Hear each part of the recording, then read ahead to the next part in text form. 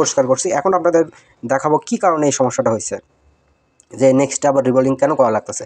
আসলে মূলত দেখেন, আসসালামু আলাইকুম প্রিয় টেকনিশিয়ান ভাইরা, সবাই কেমন আছেন? আশা করছি সবাই অনেক অনেক ভালো আছেন। তো আজকে একটা ভিডিও নিয়ে আসছি, দেখলে অবশ্যই কাজে লাগবে, ইনশাল্লাহ শেষ পর্যন্ত দেখবেন।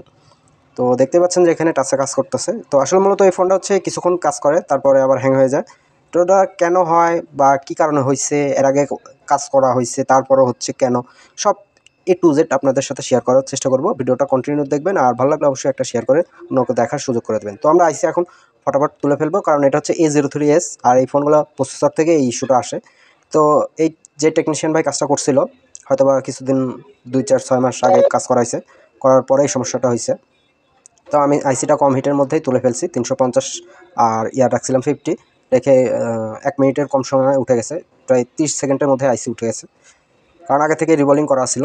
তো মূলত এই সমস্যাটা কোথায় থেকে হয়, এটা আসলে ভালো করে রিভলিং না করার জন্য হয়। কেন হয়েছে আমি আপনাদের একটু পরে দেখাচ্ছি। তো এখানে মাদারবোর্ড ক্লিন করার সময় অবশ্যই আপনি একটু ধৈর্য ধরে ক্লিন করবেন, কারণ যদি এখানে আপনি জুড়ে চাপ দিয়ে মাদারবোর্ড ক্লিন করেন তাহলে স্ক্র্যাচ পড়বে 110%।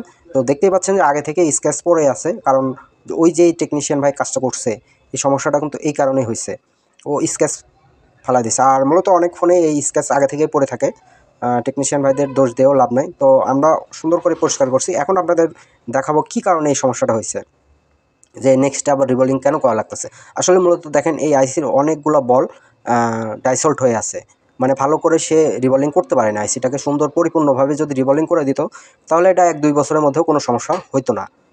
তো আমি এটা করছি কি, এটা সুন্দর করে জিরো করে নিচ্ছি, করার পরে আমি এখানে যেই দেখতে পাচ্ছেন যে ব্রাশ, এই ব্রাশটা দিয়ে আস্তে আস্তে ক্লিন করছি, এবং সুন্দর করে একটা বল, প্রত্যেকটা বল দেখতে পাচ্ছেন শাইনিং করতেছে।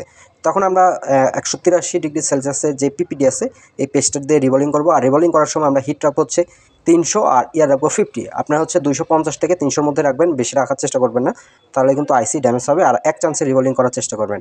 একবার যখন রিভলিং হবে, তারপরে আবার ব্লেড দিয়ে কাটার পর এরকম যেন জিরো থাকে, থাকার পরে বুঝতে পারবেন যে হয়ে গেছে। তারপরে আবার একটু প্লাগ পেস্ট দিয়ে নেবেন, মানে আপনার হচ্ছে EV50 পেস্ট উপরে একটু অ্যাপ্লাই করার পরে এভাবে আবার একটু হিট দেবেন।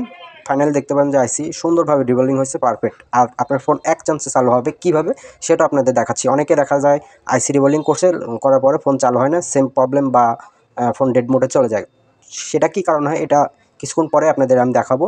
এটা দেখলে অনেক টেকনিশিয়ান ভাই, এই যে এখানে দেখতে পাচ্ছেন যে আমি আইসি বসানোর সময় যে পরিষ্কার করে নিচ্ছি, এটাই মূলত হচ্ছে টিক্স। আইসি বসানোর সময় পরিষ্কার করে নিতে হবে, আর সঠিক মেজারমেন্টে বসাতে হবে। আইসি যদি একটু কম বেশিভাবে বসান, তাহলে যখন আইসিটা নড়বে, মানে হিট দেবেন, যখন বলগুলো টেনে নিবে, তখন কিন্তু ভিতরে শর্ট হয়ে যাবে। আর ওই শর্টের কারণে কিছুদিন পরে এই সমস্যাটা হবে।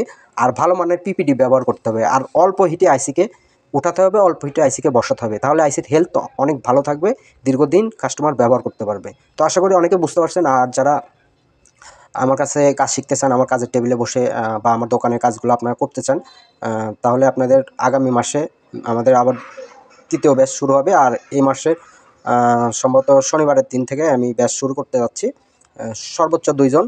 তো আপনারা যারা কাজ করতে আগ্রহী বা শিখতে আগ্রহী, আইসি থেকে শুরু করে ফল্ট ফাইন্ডিং, হ্যাঁ, গ্রাফিক্স সেকশন বা ফোনের হার্ডওয়্যার সেকশন নিয়ে যতগুলো সেকশন আছে, প্রত্যেকটা আপনাকে স্টেপ বাই স্টেপ দেখানো হবে, বা আপনাকে প্র্যাকটিক্যাল করানো হবে। 1 ঘন্টার জন্য আপনাকে কোনো রেস্ট দেওয়া হবে না, প্রতিনিয়ত আপনি কাজের উপর থাকবেন, শুধু থাকা আর খাওয়াটার সময় বাদে।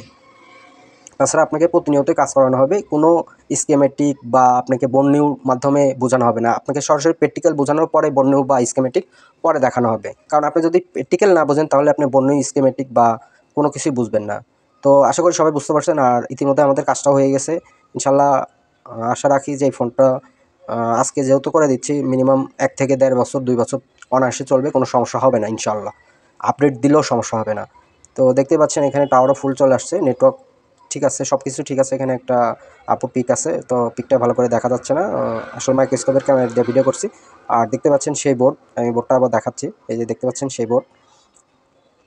তো আবার বলতেছি, যারা কাজ শিখতে আগ্রহী তারা অবশ্যই আমাকে আমার হোয়াটসঅ্যাপ বা মেসেঞ্জারে নক করবেন।